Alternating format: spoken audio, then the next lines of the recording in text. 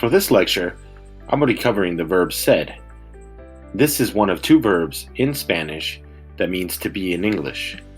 The other one is estar, which I will also cover in this course. We use it to identify a person and also to say where somebody is from. It's quite often used with subject pronouns, and it's an irregular verb, meaning that it will change in infinitive form when you conjugate it.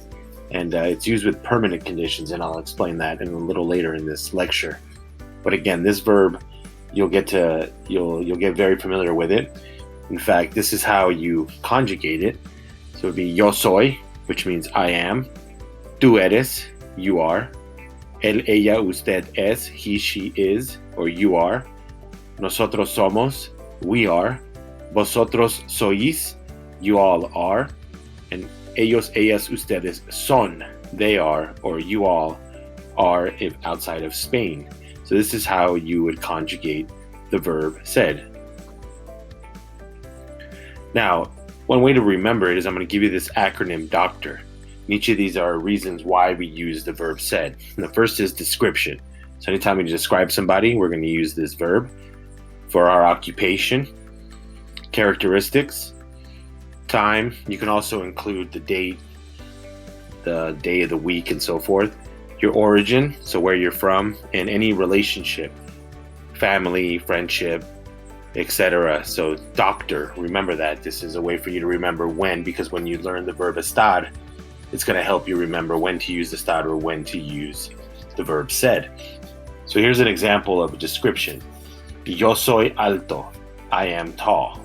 So once again, de ti and doctor for description, using it with an adjective and describing myself or describing others. You will also use this verb, yo soy alto, tú eres alto, and so forth.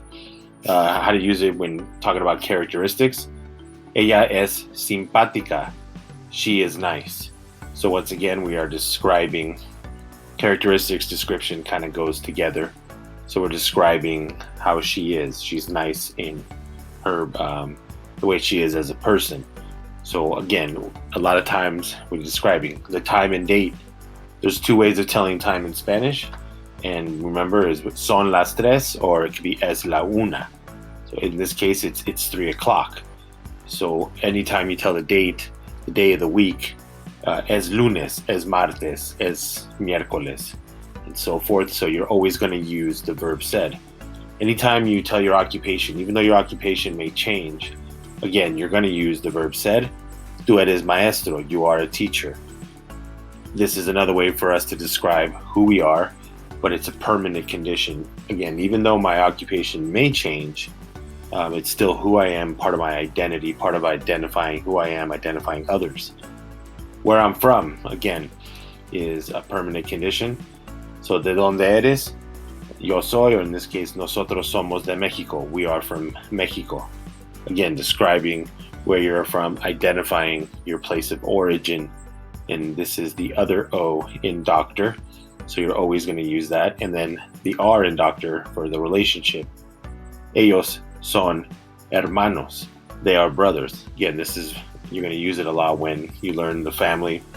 You learn how to describe your family, not only how they are, but their relationship to you or to others. So es mi mamá, ella es mi hermana.